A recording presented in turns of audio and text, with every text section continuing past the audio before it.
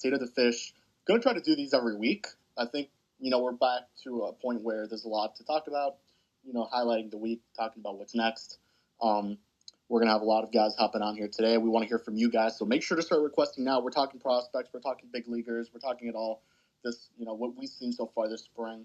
We've been able to be on site, thankfully. I want to say for almost every game except the Port St. Lucie one. So, unfortunately, no TV yet, but that should be coming up, I think, pretty soon. So make sure to check that out on Fish on First for that full schedule. But Eli, just talk to us about Edward. 2 innings, 2 hits, 1 run, 1 earned, no walks, 1 strikeout. Seemed like he was getting hit pretty hard, but did kind of, he attacked the strike zone pretty well, which was, I think, one of the bigger takeaways, but just that kind of resulting into some hard hits. I'm not going to microanalyze his 2 innings today, other than to point out that it's very similar to last spring. Last spring, you may remember, he did not walk any batters either in his first 2 starts, and then he had a little injury setback as usual, as is his annual custom, and then didn't pitch much after that. He didn't walk anybody last spring. He didn't walk anybody so far this spring.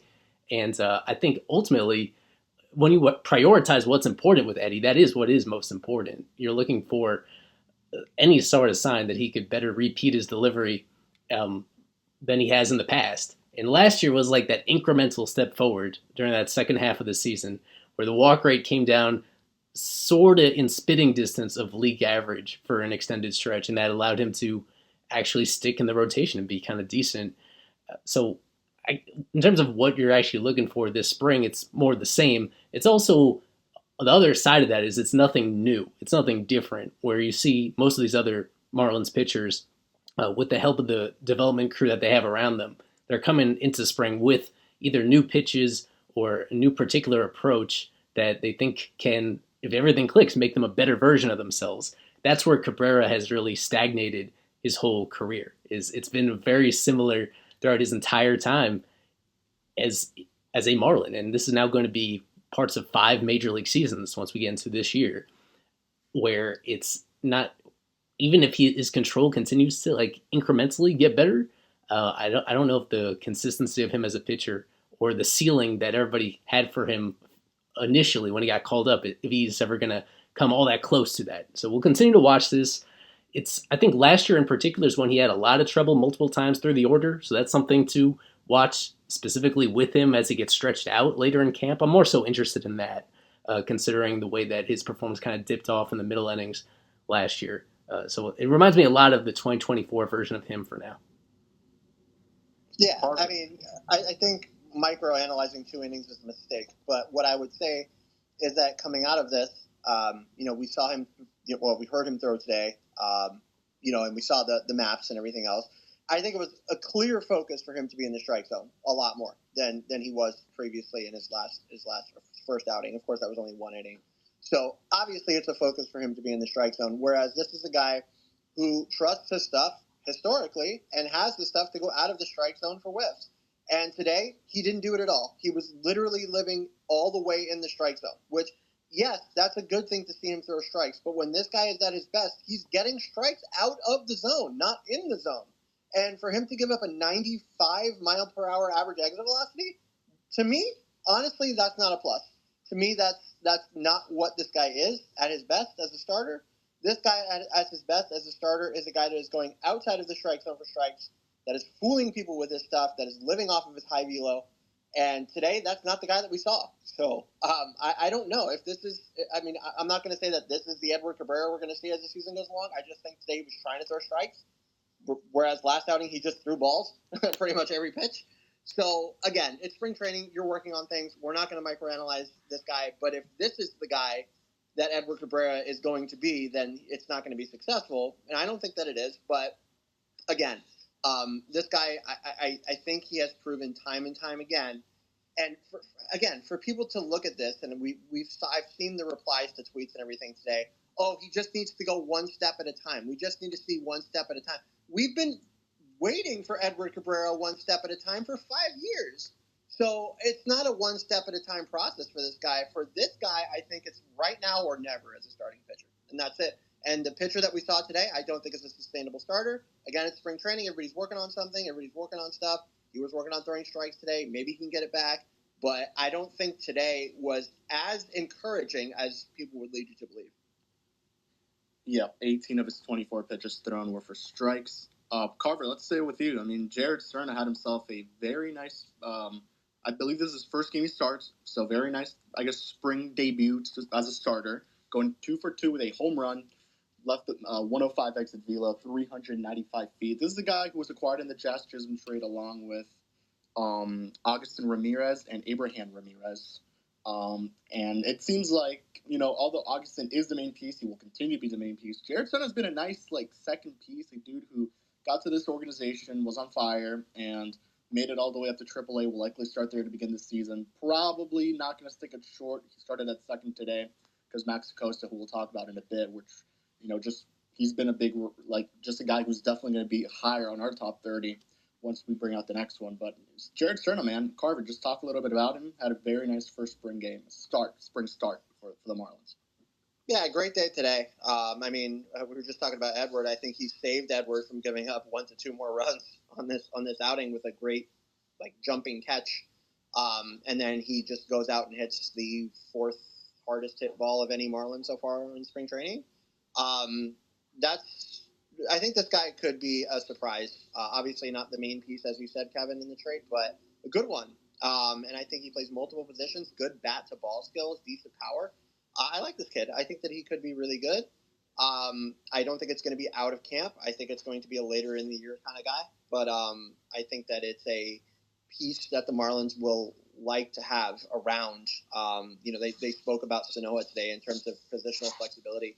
I think this guy's going to play a lot of positions as well. I think he's going to hit for a good average.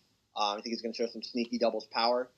And, man, he got into one today, and it went a long way at a hard-to-hit-in environment. So, good piece, good guy, shorter, stouter little guy, not the biggest guy in the world, not the largest guy in the world, not going to really impress you, I don't think, overall with terms of exit velo, consistently.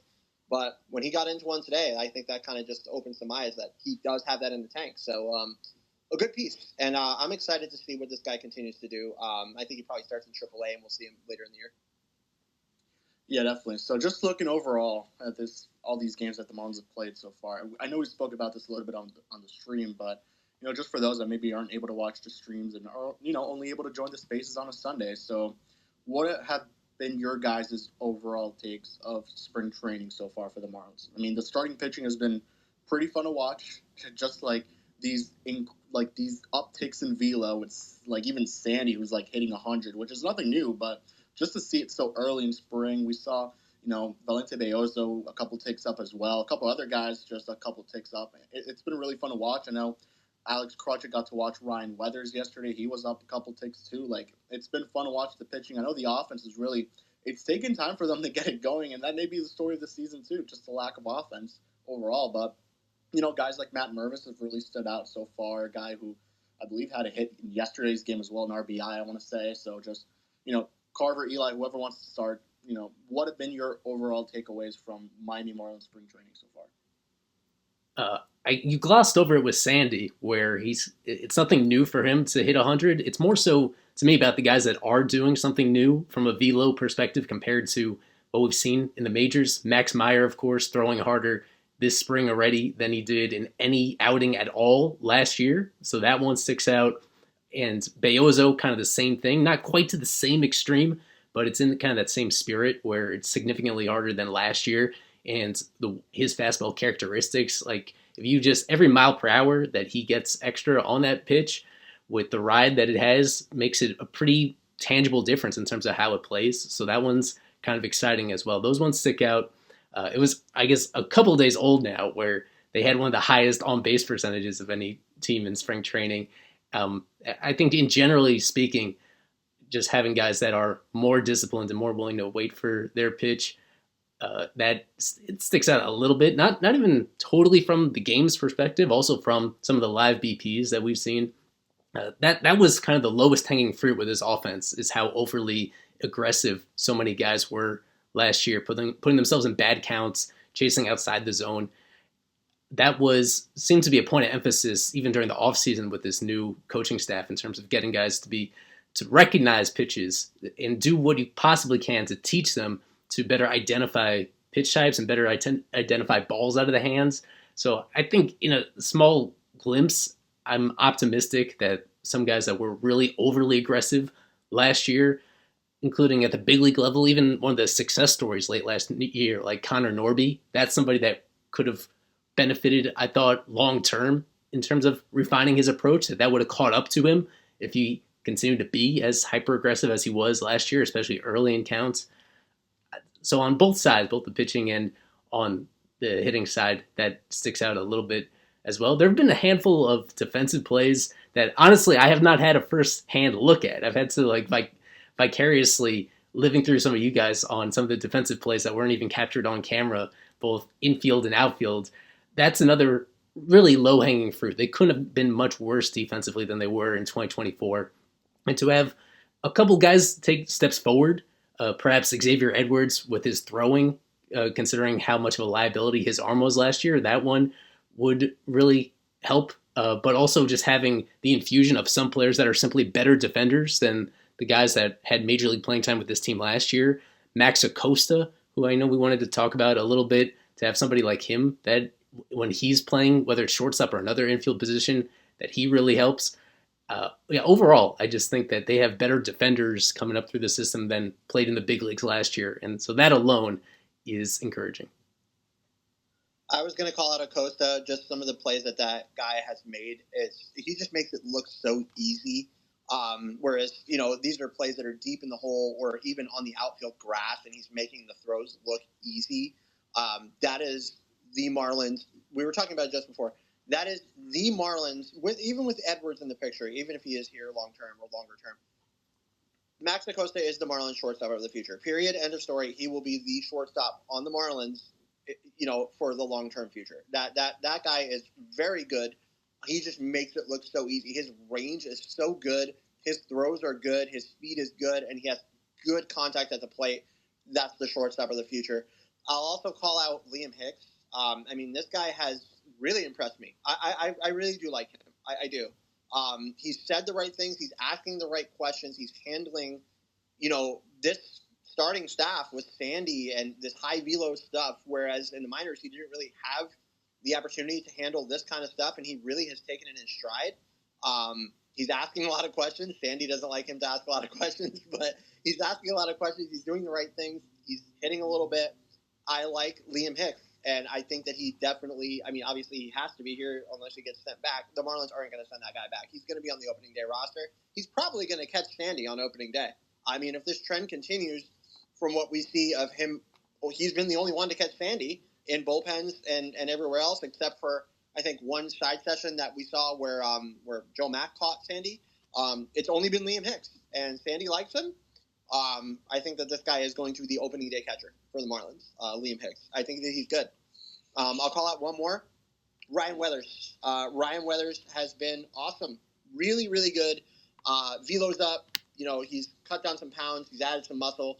Velo's up. He looked great yesterday. I think that this guy is on a great track to fulfill his full potential. He's a strike thrower, good velo, good breaking stuff. I really, really like Ryan, and I think that he's going to be a surprise this year. Isaac, what has stood out to you so far this spring? Wow. Well, great minds, I guess, because Carver, I could not agree more with the Weathers. And, yes, I completely agree on Hicks being the opening day catcher. I couldn't believe that in Sandy's first live BP of the spring that it was Hicks and not Fortes. And in his 2 Grapefruit League outings, it has been Hicks catching him. I did not see that coming. I was so certain that Fortes was going to be his primary catcher all year long.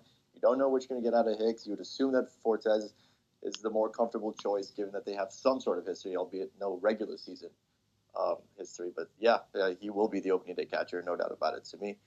And then I guess, wow, Max Acosta is shortstop of the future. Wow, no Starlin Cava anymore, huh? But anyway, we can talk about that at a different time. Ryan Weathers was the main point for me, though, because obviously his first start was rained out, and his outing that he had in West Palm Beach a couple days ago, obviously it's his first one against a different team, but everything that was reported about him losing his weight really came to fruition here, and you saw him really reference that weight loss and helping him even be able to throw the ball a little bit harder, get more release on his breaking stuff, and he just looked really, really good. He's looked good in all of his live BPs, and he's someone that I think is primed to have a very, very big season, a very big 2025. I don't think that's someone that gets dealt at the deadline. He's still making the league minimum, so he's going to be a really fun guy to watch for Marlins fans all year long. Yeah, and just to stay with you here, Isaac, let's talk about some of these position battles because I think the main one is going to be the outfield. I mean, just overall, because although it kind of seems like Sanchez the lock, and he 100% is going to be starting in right field on opening day. They're playing a lot of guys in center field. They're trying to see who's the most versatile player they could actually keep on this roster. They're playing everyone there. Sanchez played in center field today, and it seems like they're going to play him there a lot more this spring, is from what Clayton McCullough mentioned, which, I mean, praise Clayton McCullough for that one. He's been a big advocate of that, it seems like. But how does this center field, or not even center field, just center field and left field competition kind of play out if Sanchez is indeed the starting right fielder? Because you look at it, it's like, all right, you can't have both Conine and Stowers. It's two of the same guys, high strikeout percentage, a lot of power. It only makes sense to keep one. My choice would be Conine, but they traded for Stowers, so there's different ways to look at that. But then you have a lot of versatility with Derek Hill. I mean, there's a lot of ways you could go with this outfield competition, which at the end of the day, it's, I guess, a good situation to have, but it's a lot of guys who could be, playing multiple spots. So it's definitely interesting as well. Yeah, I agree that they'd probably, in normal circumstances, prioritize the trade acquisition, especially from this baseball ops department. But I think Conine has really raised his stock over the last month and a half or so. They've started him at 4 or 5 Grapefruit League games already, hitting in prime lineup positions too. So yeah, I would agree that there is only room for one of those guys. And unfortunately, even if Conine wins the battle, I still don't see them demoting Stowers for some reason. I just have a hard time seeing that. And I'm just trying to think how funny it would be if Jesus Sanchez is the opening day center fielder, because that's also that would be insane. That is a possibility, albeit highly unlikely, but that is just not something that I thought could even be thought of. But yes, assuming Sanchez isn't right, you got to assume Derek Hill has probably got a little bit of a leg up on Dane Myers as of this moment, from what I understand. And I think, assuming it's Keller and Skeens and Jones for the Pirates, you got to assume that Griffin Conine is going to be the starter in either left or right, wherever they don't want to put Sanchi for those first few games of the regular season. So it seems like Conine probably over Stowers. That's what I would lean, like you, Kevin. But it's going to be interesting, no doubt about it, because the way that Clayton has been speaking about it, it seems like it could be anyone in center field. I don't know who Vegas would have the favorite as to be the center fielder on opening day. Yeah, because, going into spring, you would think, all right, it's going to be Dane Myers. I mean, the guy performed when he was healthy. Fortunately, it really hurt. That injury, honestly, truly hurt his chances of saying this is a lock. Yeah, talk about a self-inflicting injury at its worst.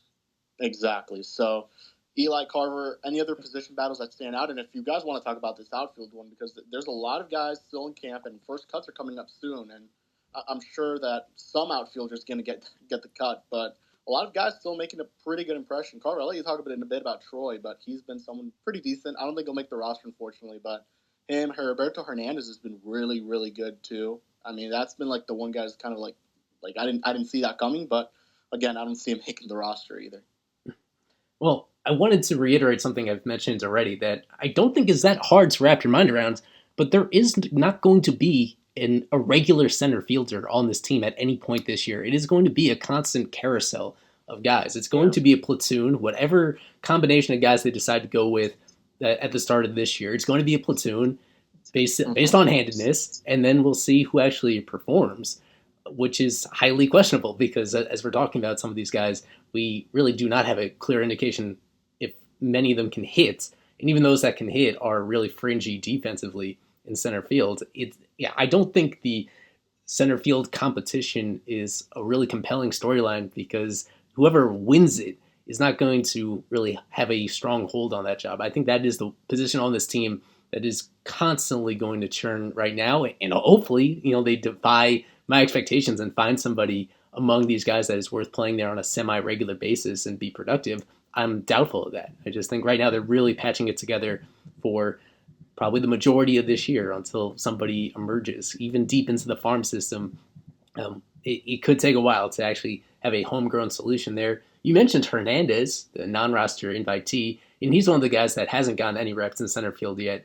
So as encouraging as he's been with his bat, he's kind of a left field only candidate. that I don't think is seriously in the mix for an opening day job, but is somebody that, based on what he's shown offensively, seems likely to get called up at some point during the year and will get a chance to prove himself. So that he's been another positive story right here so far, even though I don't think he's genuinely in an opening day roster competition himself. I guess I could just call out like two other guys. I don't necessarily think these are battles, as Eli was just referring to, but just guys that we are seeing in this spring that I think will get a chance sometime in 2025. Joe Mack has been amazing. I mean, he's got 3 hits already. He's been so good. As I said, he's caught Sandy. He's caught a couple of the big arms. He's getting such good experience. And I think he's proving that last year wasn't a fluke, and I think that he's for real. So I really like Joe Mack. I think that he is having a great experience in spring training. He told me that himself, like, this experience has been so amazing, and I'm only going to use it to my advantage. So I like Joe Mack. I think that we will see Joe Mack with the Marlins in 2025. I also think that we will, past Augustin Ramirez, if he sticks at catcher, if he doesn't, whatever it may be, Joe Mack is a catcher. He will stick at catcher. He will be a good catcher. He is a good catcher. I really like Joe Mack. Good guy. Awesome dude. I am super high on that player. We need to put him up on our next rankings, which I think that we will. But anyways, I think that he'll be on the Marlins in 2025. Another guy that I will say that actually Clayton has called out himself is Josh Eknes. I've liked this player. You guys know I like this player. His velo is for real. His control is good. He has a handle on it. I think that he will be in the Marlins bullpen sometime in 2025. Again, those aren't battles. I know the question was about battles. The main one is the outfield, yes. But I think that Josh Eknes will be a Marlin. Joe Mack will be a Marlin. These guys are coming, and they're going to be here sometime in 2025, for sure. However, I can ask you something. Speaking of bullpen positions, someone that we all expected, including Eli, to get a major league opportunity this year is Luarber Arias, who we were all very high on. And unfortunately for him, not only just in his Grapefruit League appearances, but has sort of struggled in all facets of his game. So I'm curious your guys' thoughts on the slow, quote-unquote start. Obviously, guys, this is spring training. Take everything with a grain of salt. This really doesn't matter. We're going to be laughing at ourselves for even discussing this maybe. But just your thoughts on the quick struggles by Arias so far. I mean, like, yeah, there's definitely, it's hard to, like, you take it with a grain of salt, but, like, it's happened twice now. It's not like it's happened once and then the second time it was a little better. Like, it was really bad both times. I don't think he's completed an inning. Maybe he has, obviously, just combined, but in his 2 outings, he hasn't even been able to get out of the inning. So, I don't know. First cuts are coming up. Maybe we see it happen first cuts, maybe second round of cuts, but like, this is a guy who I think is on the 40-man. They really like him. Yes, he is. He had his contract selected. So, yep. Yeah, he would have to be, like, if they want to clear space, he would have to be DFA'd. Obviously DFA'd. So I don't think they're at that point yet with this player. Obviously not. I said first round of cuts and spring to be reassigned. He will not be DFA'd. He will not be DFA'd. Exactly. So I don't think the Marlins are near that point yet. I think that he will be another one of the first guys up because he is on the 40-man roster. So just because he struggled twice, I don't think that that's really a modicum of what this guy can do. I don't think he's an overpowering reliever whatsoever, but he did succeed in easy to hit in environments, including Jacksonville. So I don't think it's an overpowering reliever whatsoever. I just think it's a guy that is getting his first taste of facing the best competition that the world has to offer, and he's struggling a little bit. So I think that we need to kind of temper expectations for him. I don't think he will be on the opening day roster, but I do think that we will see Luarber Arias, who is a 4-pitch mix, not overpowering at all. He throws like 92, 93. He's not really overpowering whatsoever, but he does have good command. I think that his command is what has led him to struggle. It's kind of that guy that has a little room for error, right? So if his command is off and he's kind of down the middle or up in the zone, he's going to get hit hard. And I think that's kind of what we've seen so far. So if he gets his command back, I think he'll be okay. It's a guy you'll see in limited showings. It's a reliever, a 1 to 2 inning guy. You'll see him sometime in 2025. I think he starts in AAA, gets his kind of bearings back to him after what has so far, it's 2 games. Yeah, maybe he can get it back. Maybe he can get it back late in spring training. And, I think he sticks around all of spring and probably gets optioned back to AAA, and then we'll see him later in the year. Yeah, just for reference, he had a 3.04 ERA last season in AAA and 68 innings pitched. So The other thing I wanted to discuss, and I'm glad you mentioned the bullpen, Isaac, is it was discussed yesterday that it'll be most likely a group of different guys being kind of getting that high leverage closer situation, which honestly, like going into spring, you would have thought this is going to be Fauché. Like it's going to be him. Like he did it last season, obviously different staff, but still, it's the same, almost the same front office. Most of them are still there. Does that surprise you that Clayton kind of mentioned multiple names or like closer by committee? No, it didn't surprise me in the slightest. It's very rare. Not many managers right away, unless you have Emmanuel Clase on your team, say who their closer is. Remember, Donnie would go so long without saying. But no, yeah, Fauché was sort of the closer because Tanner got dealt. So I'm not totally surprised when you have guys like Tinoco and you're such a platoon-centric team. Offensively, and you're going to do that with the pitching staff as well. I don't think that they have someone, including Fauché, to really name as that closer quite yet. So no, that didn't surprise me at all.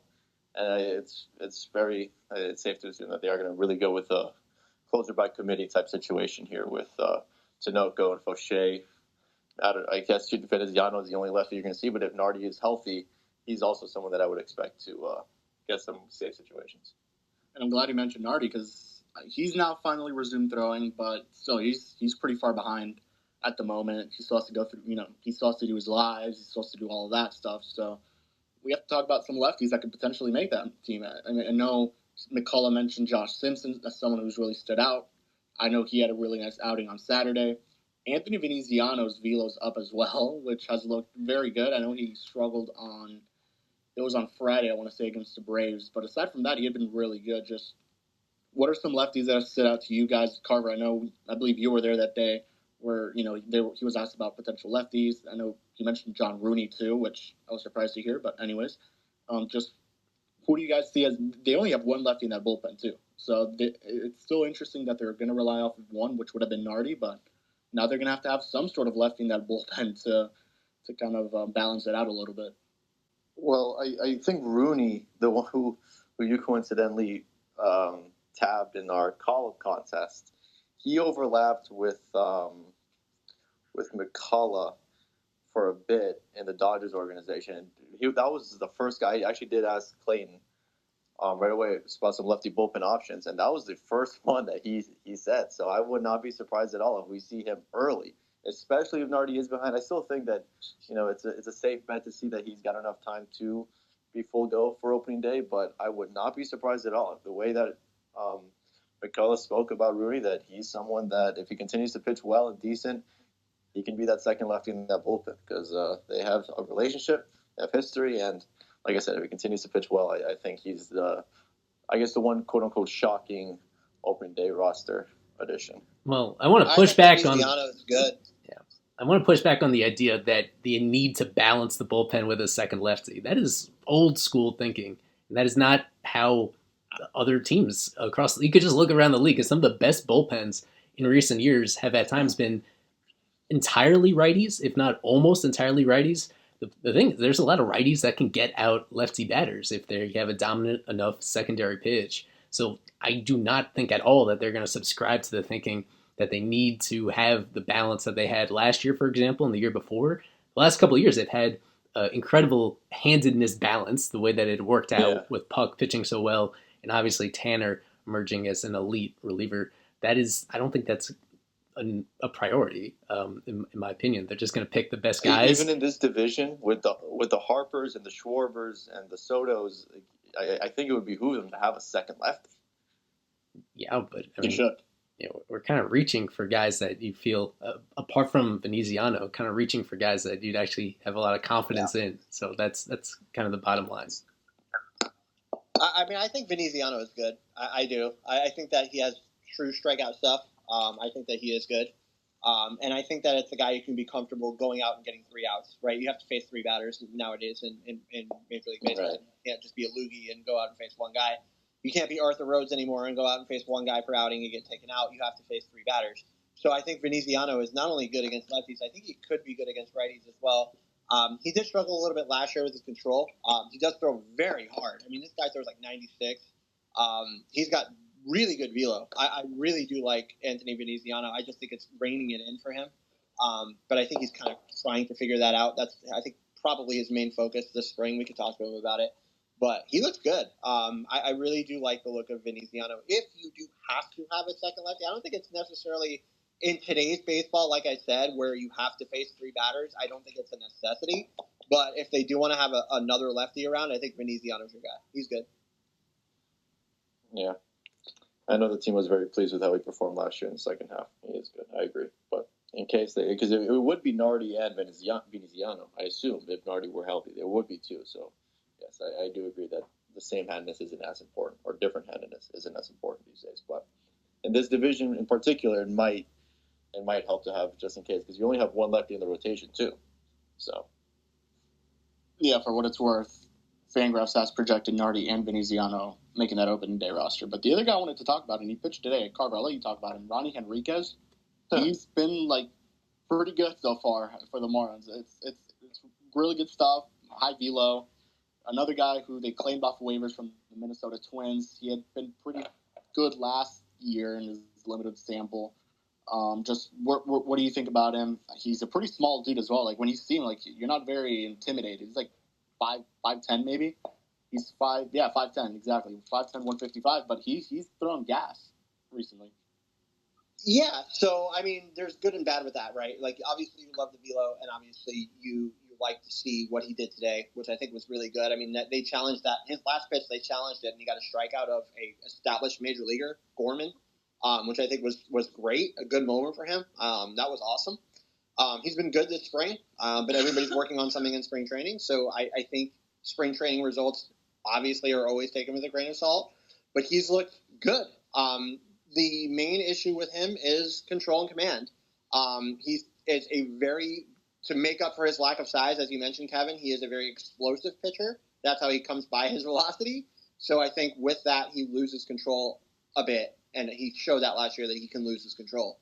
So if he reins that in, if he can just kind of stay within himself and maybe kind of tone it down a little bit. I mean, I know that's kind of hard to say for a guy that's throwing 1 to 2 innings at a time, but man, what he showed today was good, and it looked really solid. He looked repeatable today. I mean, from what I saw on the research tool, it looked good. I went through most of his pitches. It looked pretty repeatable. He's got 3 pitches to him. He's got the fastball. He's got 9 to 10 miles of velo step to that breaking ball that he has, and he has a changeup to mix in. I think he's good. I think he could be good as long as he stays repeatable. So a good showing today. Obviously, I think this is a guy that will likely go to AAA to start the season, but I think we could see him as well sometime in 2025. I think that he could be decent as long as he stays within himself with the control of command. Well, Henriquez has no options, so I'm pretty sure he has to make the roster. Oh, if he's out of options, then yeah. If they like him enough. Yeah, is he out of options? Is that options? Yeah, yes. He's out of options. Oh yeah, jeez. Oh yeah, and I know they got him off waivers, so yeah, that is true. So, man, is he going to make the team? That's a really good question. Is if he's going to make this team. Wow. Or are they going to try to pass him through and put him in AAA? Like I said, man, I honestly, with that in mind, I don't think he's going to be able to show enough in my mind to make the team with all these other bodies around. But if he passes through and goes to AAA, we could see him sometime in 2025. I don't think he'll do enough, but he looked good today. For sure. Alrighty, so I think we'll go to fan questions. You guys could start requesting. We will let you write in, ask about anything. Eli, I see you're unmuted. Is that you were going to say something? No. Oh, just chilling. So yeah, there you go. So yeah, if anyone wants to join, right now is your time. I want to hear from you guys. I know it's been a while since we've done one of these. Figured now's the time to do them. But while you guys request to join, Carver, anyone that you think out of the prospect side could break camp. It's hard to say there's one specific guy just because you want to make sure you get that extra year and all that stuff. Like, for example, Davison will not be making the Marlins opening day roster. Neither will Augustin Ramirez, especially after how good Liam Hicks has been, as you mentioned. And, just to mention, we were there the other day, Carver, and Sandy praised Liam Hicks, and he even said he believes Liam Hicks should be on this Marlins opening day roster. And he's only caught Sandy so far. So it's certainly something to keep an eye out there. But who on the prospect side do you think will have an opportunity or will even come down to, that final game where the Marlins are playing an exhibition against the Yankees will still be on the spring training roster? Man. I mean, prospect-wise, it's hard to say that this guy is still a prospect, but I think Johnston will still be there. Is he going to make the team? Probably not, but I think that he'll still be there. That guy just has nothing left to prove. I mean, it's, to me, insane that he's not still a major leaguer, honestly, in my mind. But I've gone through that multiple times before. I don't have to rehash it. Other guys past that, I mean, I think a lot of their decisions are made up. I think like the outfield conversations remain one, like the Stowers-Conine conversation. That's kind of like your main thing, to kind of keep an eye on Hill, right? That's kind of like your main thing to keep an eye on. I think those guys will come down to a last minute decision. I think Sanoa is here. I think he's going to make the team just because he plays literally every single position. So I think that he is here. I think Acosta will stick around the entirety of this camp. I think that he will be here a long time. But I think eventually he'll go back, just to kind of, continue to do what he's been doing. But I think the guys that you'll see stick around the longest are that outfield competition, and then Johnston will be here.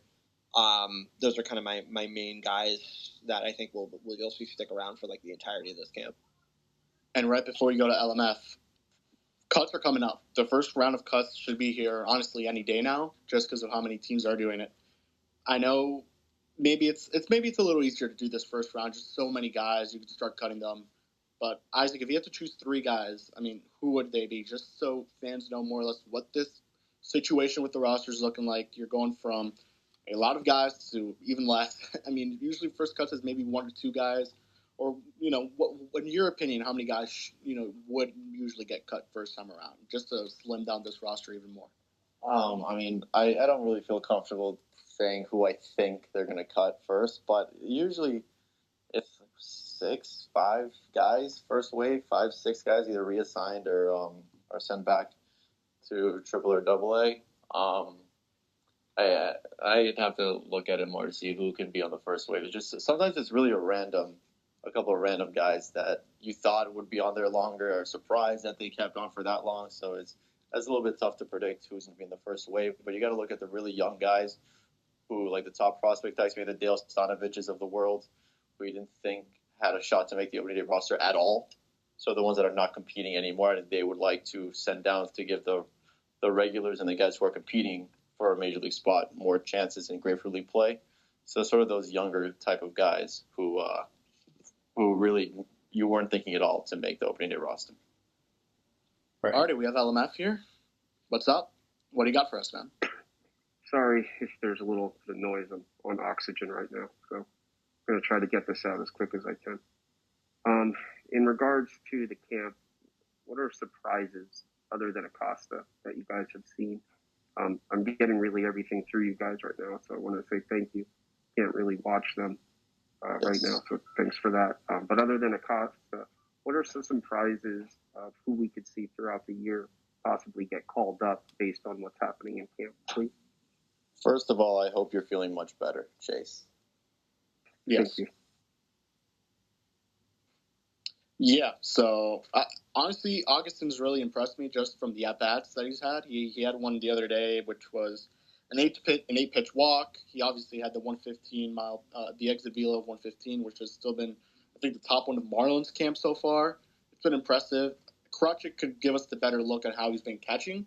For the most part, it seems acceptable, just from the limited looks. Krutchik obviously saw him start a game, so I don't know how that looked, but that's like the one guy on the prospect side that has really surprised me, at least. I've liked Heriberto Hernandez as, I know it's no big name guy, but he's been good. And I think that's a guy who, will be a big AAA piece and probably one of the first guys up if there's any injury there. But we'll see. We'll have to see how the outfield plays out with so many guys there still. So those are just 2 guys that have, like, early on really I've liked so far. And obviously Acosta, which, I know you mentioned. Like, that guy has made the necessary changes to find himself on a big league roster. And I know Carver and I talk about it a lot, just like the level of going from double to AAA, it's not huge. I mean, double is where you're going to get your best prospects. That's where the meat of that top 100 on MLB pipeline is. And Acosta made the right changes, lowered the strikeout rate, he's walked more, which obviously leads to an on-base percentage a lot higher. He was hitting for a lot more contact. It's really good stuff. And when you look back and you say Shedry Vargas was the main piece of the Burger trade, I think that's wrong. I think it's Acosta. I like him a lot. I know a lot of us like him. We're probably going to put him a lot higher on our list, on our top 30, once we all sit down and make that change. But those are like the two guys, and then obviously Acosta, just got to hype him up a little more. I'll throw in Dax Fulton. I know it's only been one inning that we've seen from this guy throw, but for him to come back from what he came back from, we'll probably see him throw tomorrow, I would think, right? I think he's lined up 5 days. I think tomorrow we'll probably see him throw. Yeah, tomorrow. So we should see Dax tomorrow again.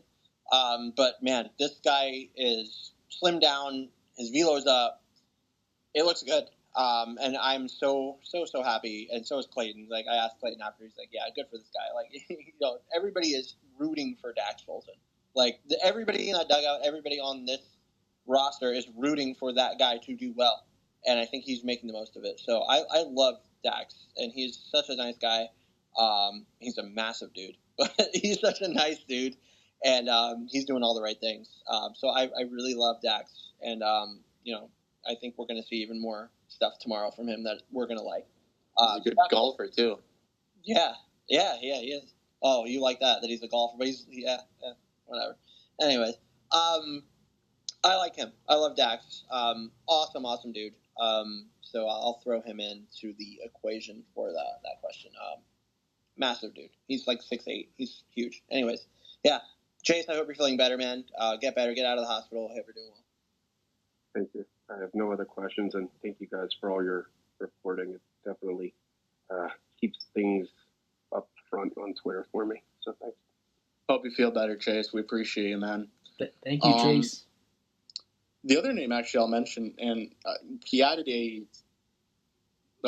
the other name I actually wanted to throw out there that added a sweeper was Adam Mazur, who I've enjoyed watching his 2 outings. I know the first one was very short, but it was pretty good, and then that second one was also good. He won't make the opening day roster, but this is a guy who will probably be first guy called up once, if there's any injury. And unfortunately, as bad as it sounds, injuries will happen, and it always does happen.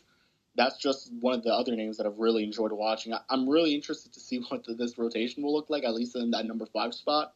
I'm sure it'll be Max Meyer, but, Beyozo's also made up some good ground, and he's really impressed me so far. Carver, I know you've really enjoyed watching Beyozo, and we'll probably finish it up with talking about that 5th rotation spot, but both Meyer and Beyozo have looked really good. Yeah, absolutely. Max Meyer is just crazy good. This new action that he has on that pitch is very good. He's looked really good with the velocity. He's looked really good with control and command. That slider to kind of just gain even more action is really good for him. He is for real. I really think that it has something to prove. We had questions about him. Is he going to stick as a starter? I think Isaac still has questions if he's going to stick as a starter, which is fair. But I think that he's showing the right things, adding in a new pitch, adding in just that different kind of look with the sweeper. And then controlling and commanding is kind of the main thing for him, as consistently as he has after everything that he's kind of gone through with the mental side of things, which was kind of my question to Clayton the other day, which, I kind of wrote about was like, hey, this guy, he was doing so well early in his minor league career, he gets injured. He has to sit out, and then he is doing well again, and then he comes up, and then he has to sit out again because of innings limit. And, that hurts you mentally. I really do think that did hurt Max Meyer mentally. I really do, which was kind of part of his struggles was the mental side of things, honestly. So that was my main question to Clayton was like, how has this guy kind of handled the mental aspect of things? And he said, man, he kind of used it as motivation. He's come back with like kind of a chip on his shoulder. He's kind of, has a little bit of swagger to him. He's doing all the right things. He's saying the right things. He's working on everything he needs to work on. And he's serious when he needs to be serious. It wasn't too long ago that the only glimpse that we had of Max Meyer was throwing a football around in spring training, right? Because he was hurt and he wasn't at 100%. And these days he's 100%. He's out there every 5th day and he's working on what he needs to work on. So I think Max has a lot to prove still on the field, but I think he's on a good route to start to do that. So Max Meyer is a really, really intriguing piece to keep an eye on as we go into this season. And I am hopeful for him because I think he's doing and saying and working on the right things. So love Max Meyer. He looked good the other day. We're going to see him again here very soon. And we're going to see how his spring continues to develop. But I think he's doing very well so far in a small sample. And I think that he's on the right track. He also added a sweeper and will begin to use his sinker a lot more. So that's definitely another guy to keep an eye out on. But I think we'll wrap it up here. Thank you to everyone who joined. A lot of people joined. We'll try to do these weekly, have more people hop on, give us their questions. But Eli, Carver, anything else before we wrap it up? Fish on First Live, I believe we'll do that again Wednesday at 7. Another couple games. Split squad tomorrow. I believe we'll have someone at each one of them. Nate will be in Port St. Lucie as the Marlins take on the Mets in the nightcap. And Carver, you'll be at the Marlins Astros game in Jupiter at Roger Dean in the afternoon. So we'll have 2 people on site tomorrow for this coverage. Thank you so much to LMF for hopping on. We'll see you guys all next Sunday. Peace out and go Fish.